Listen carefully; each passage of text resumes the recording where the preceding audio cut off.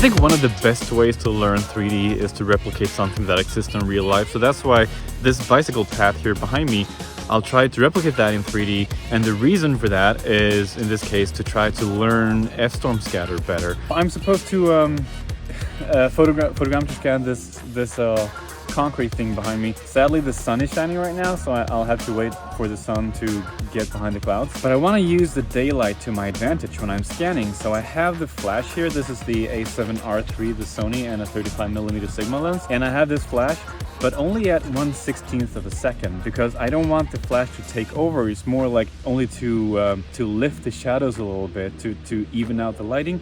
But most of the lighting I'll be using while scanning this is actually the daylight.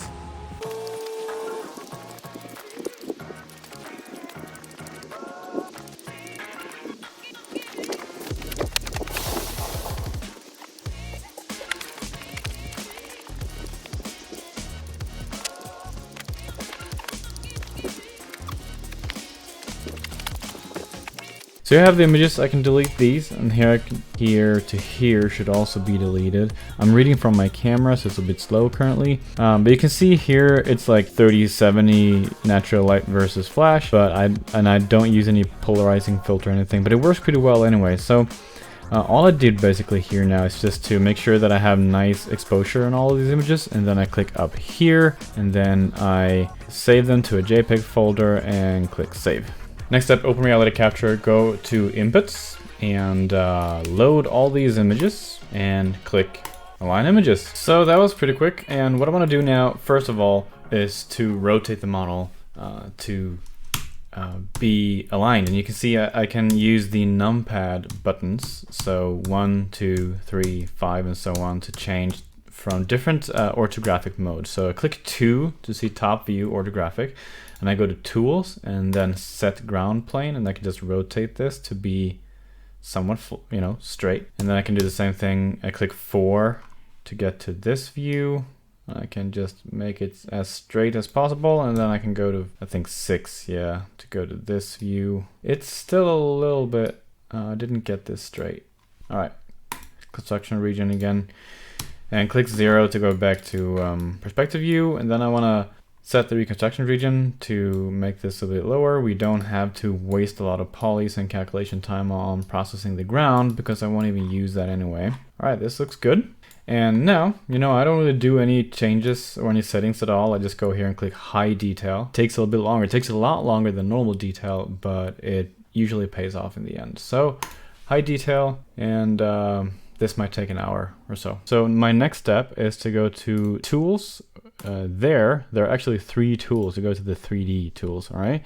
And I go to the lasso, and I want to select everything around here. This is not crucial because I will rebuild everything anyway, but I just want to make sure that I'm not wasting any UV space for textures that I won't even need. So just you can also do like this actually. Just get it as close as possible without deleting anything that you don't want to delete. Hold Control to add selection. You can see, by the way, when I'm zooming in, you can only see the point cloud. That's because I have 167 million polys. So I can go to filter selection. Here we go. Now we got a new model with only 128 million polys, so that's a little better. So now if I go to view here and click clipping box, then I can create a little box here where which I can use to actually preview the mesh. So you can see here now, it's looking pretty good, And if we edit the clipping box, I can move this to wherever we have this metal little thingy. There it is, just to see what that looks like. Looks good. It's not perfect, but it's, perfectly usable. So clear clipping box. And what I want to do now is to create a texture here. And now you might want to change some settings actually. Because if you go to mesh model, you go to texture, settings, because first of all, it'll actually unwrap the model for you, and you have some unwrapping settings here, and maximal texture resolution 16K, that's what I usually use. And here, one important thing, maximal texture count. Now, in this case, I think I will only get one 16K texture. If I would have taken more images closer, like more macro, then I would definitely have use for multiple textures, so-called UDIMs. In this case, it doesn't really matter, but I leave it at 12 because it'll always create the maximum number of textures. So it doesn't really matter if you say like 12 or 100, because if there's only resolution enough in your photos to create a 2 16K textures, then you will only get 2 16K. So you can put this as high as you want to know that you always get the maximum amount of textures. Anyway, 16K there, and everything basically is default. So I'll click texture, and now you have to wait. Here we have the textured version, and it's looking really good. It's very evenly lit as well, so that's thanks to the flash. This is 128 million poly, so I can't add this into ZBrush, for example. I could reduce it and then take that into ZBrush, but I want to have a little bit of control. I want to have as lean model as possible. So what I will do is to actually remodel this manually in 3ds Max. Usually it probably wouldn't be worth it. The easier way is to just take it, reduce the poly count in Reality Capture, take it into ZBrush, and then, remesh it there, and then take it back to Reality Capture, and then do the projection. But in this case, I just wanted to do it manually, so I'll do it manually. Make sure that you have your model 2 selected, the one you just filtered, and then go to Tools, and then Simplify Tool. And here, I used 2 million, because I know that Max can handle 2 million with no problem at all. It can handle more, obviously, but 2 million is enough. So I'll click Simplify. And it'll take a little while. So now you can see that the simplification is done, and we have a new model here that is 2 million polys. And if I zoom in, it's not looking very good, but that is good enough. So now we go into Mesh and Point Cloud. This is the export section, so you want to export this, and I have a low poly version already, so that's what I will use. And you just click Save, and then you go into 3ds Max. So inside 3ds Max, you go to File, Import, Import, and then you import the low poly model. And now I believe it is crucial that you do not move the model, because that might screw up the whole re-import process. Do not mess with it. And what I want to do now is to just make a box. You see I didn't get this straight, but that's totally fine. So a box, and we can Control A and just rotate this a little bit like this, and then scale this down. You want to match the outer borders as much as possible, so the mesh is kind of intersecting with each other. Like this. I will be a bit sloppy here, but I want to select these, and I want to chamfer them like that with no segments. Make sure that the chamfer size kind of matches the one in real life, so something like that. And now we can select all of these, and actually these two, and then we deselect the short edges here like this, and we chamfer this to a value that seems to fit the original mesh fairly well. You can be quite high poly here if you want to. Actually, I don't want to have these either, so like this. All right, you can see here now what I'm doing. So kind of like this, and then I select these polys, convert that whole control and click edge to convert it to an edge, and then I want to chamfer these with a smaller amount, like so, and then we can just adjust these to better fit our base model, and then we can connect like this, connect. Don't forget to click edge here so you can move them around freely without messing up the geometry.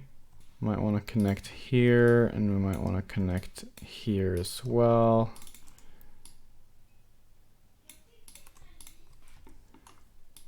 And move them to around here. And this one we can move down.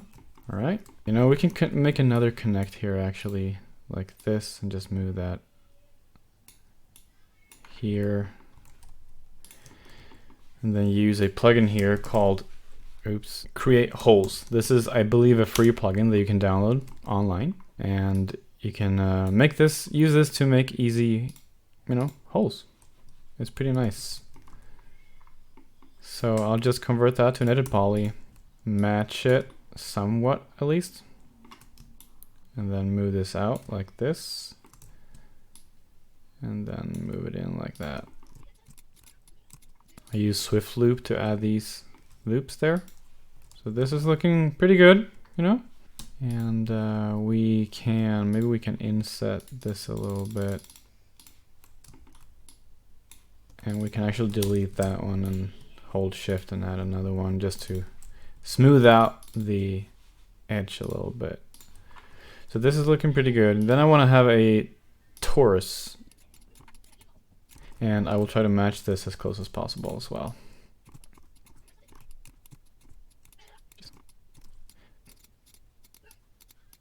And then just add some more segments everywhere. And we can do the same thing here actually, like so. And then I want to take these two meshes and I want to put them together with a Boolean. I know I hate Booleans, but in this case, you know, it works. It does the job. Oops. And so this is, I think this is good enough actually. We can use this. You can see there's a little bit of mesh issue here. That's because of the Boolean, you know, not a good solution, but it kind of works. In 3D, you have world space, you have object space. So each object has their own coordinate space. And the coordinate spaces have to be matching to be able to import this into reality capture. Otherwise, it will not work, or your mesh will be in a completely different spot or anything, somewhere else in the scene, so it doesn't match. So the way to make sure that they are actually in the same object space is to click your raw mesh from reality capture and attach the new mesh, and then select your new mesh, Control I to invert, and then delete the old geometry. So now this object is technically the same object as the exported model from reality capture. Now just one more step. We need to unwrap it. I'm using Umbrella. It's not a beautiful solution, but it works. So here we have an unwrap. I think I want to have the hard surface actually. So I unwrap that, and this is what it looks like. So there's a lot of, you know, wasted space here, which I could solve by adding an unwrap on top of this, and you know, start moving these around. Basically, you can click this button here, and you can select whole objects, and you can move them around, and you can scale them up and so on. But you know, for this purpose, I really won't care. So we're done, and we can export this selected, and you need to replace the low poly model that you exported from reality capture. Otherwise you can't import it. So you need to replace the very same model. So click yes and export, done. And now we'll import that into reality capture. So you go here and you go to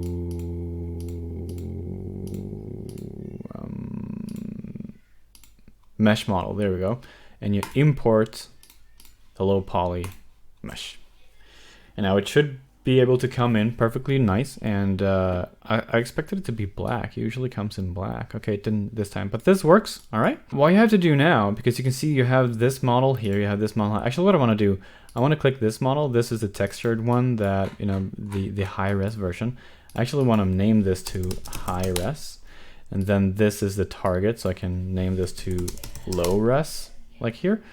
So now what we want to do is to all the details, the geometry details here, we want to have that as a displacement map on the low res version. And that is really simple to do. You just click Tools and you click Texture Reprojection. And here you can choose to reproject from source model high res to result model low res. And you can also make sure that the normal and displacement are enabled. And then you just click Reproject. And it might take a little while. So we're done. Here we have the low poly model with our high poly texture. And if you click here, you can click the plus here and you see the model parts, and you also see the model textures. And if you, the color layer 1 is black, so you can just delete that if you want to, but the color layer 2 is the albedo layer. You also have the displacement and normal map layers here. So if you, for example, click this one, it will try to, you know, preview that. When you are previewing displacement maps in reality capture, they look weird because all the red spots is basically what's going inwards from the geometry 0 position, and the blue spots is what's going outwards. But what you can also do if you want to, you can click this placement map. If you open it up, you have texture 0, you can drag and drop it to a view, and then you can see it here in 2D if you want to. You can see here how the red spots here, these are like the small holes in the concrete. So you can see that it did definitely create that displacement map correctly. Export this, and I saved an export. I created an export folder, and you can just, you know, name this whatever you want.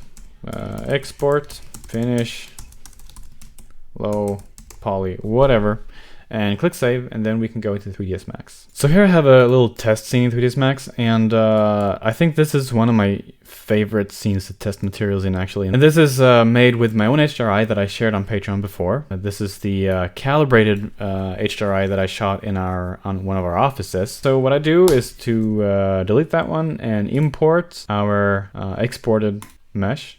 It doesn't really matter if we import this one or the low poly mesh that we created for Reality Capture before, because it's actually exactly the same geometry, and you know, the unwrap is already there and so on, so it doesn't really matter. So here we have it, and I can just rotate it up, and we can scale it up to a size that kind of feels reasonable. I think this should be like, you know, 50 centimeters or so. Can reset the X form as well. All right, so here we have it. And now we just drag and drop in our exported textures. And we have the displacement, normal, and diffuse. New material, F-storm. I want to have a color correction, and I want to plug this in there, and I want to apply it to this model. You can see that it fits nicely, and if we unpause, it will be there. Nice. Now what I usually do is to just disable this, or I can just untick it there too. And I want to add the F-storm displacement. Now you might have an issue because F-storm displacement, it does come with issues. So you might have an issue where the model is actually breaking up a little bit, and that is totally normal. It's a bit sad, but we just have to deal with it. All right, so here we got it, and there might be issues here actually, because you can see here, for example, it's breaking up. I think that's actually because the geometry is broken. So yeah, exactly. If I click border, click Control A, you can see there's actually a hole here. So we can just convert that to vertex, and then just weld them together. This is something that I should have paid attention to earlier, actually. But now it is what it is. If I update now, this little crack here should be gone, and it is. All right, I want to increase the power to something that seems reasonable. Maybe this is good. You can see here the bolts are sticking out, maybe 3.5 centimeters actually. Looks more realistic. Now what I want to do is to add back the albedo. You can see also, by the way, it's got all fat here.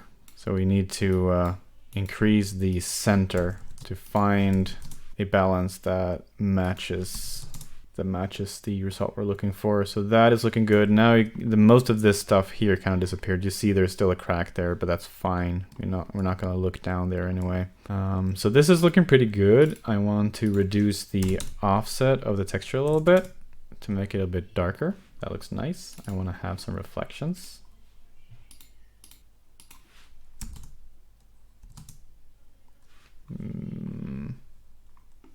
You know, should be pretty low, and I want to use normal map. So, but what I like to do to get, you know, fake some extra kind of sense of detail is to add the normal map into a mix map. So I create bump map to mix, and here we have the normal map. We're just gonna plug that into texture 2. We can increase the strength. Oh, texture 2. There we go. All right. When you can increase it to whatever looks nice, you can see how we get these details here that we kind of like. They're looking pretty good down there too. So that is good. And now what I want to do to fake some more detail, because when you see that when you zoom in here, it kind of looks blurry and all. So I use the albedo into the texture 1 slot there, and then I just reduce the mix value just a little bit, so you can see how the albedo is kind of creating these fine detail bump map there. It's not accurate, but it looks pretty good. So now when we zoom out, you can see now we get a sense of, you know, sharpness. It looks really sharp now, which it didn't do before. So this is, I like this. There's only one more thing that I want to do, and that is here. I want to go to Edit Poly, and I want to select this thing here. I want to grow it out a little bit, like this. And I want to make a copy of this material and apply that. So we have another material on this ring. And what I want to do with that is to reduce the albedo strength. And I want to increase the glossiness a little bit. And I want to increase the IOR to make it more metal-ish.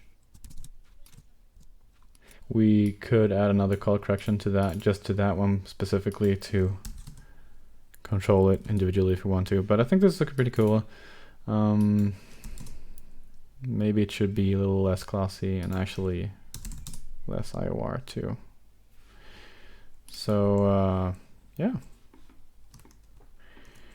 I'm happy with this one. And I believe if you turn off the displacement map, it kind of still works using only the normal map. So if you don't want to use the displacement map to waste a lot of VRAM, then you can get a long way by using only the normal map. So this is looking nice, and I think we're done. So that's it. As always, if you have any questions, let me know. Otherwise, I'll see you in the next one.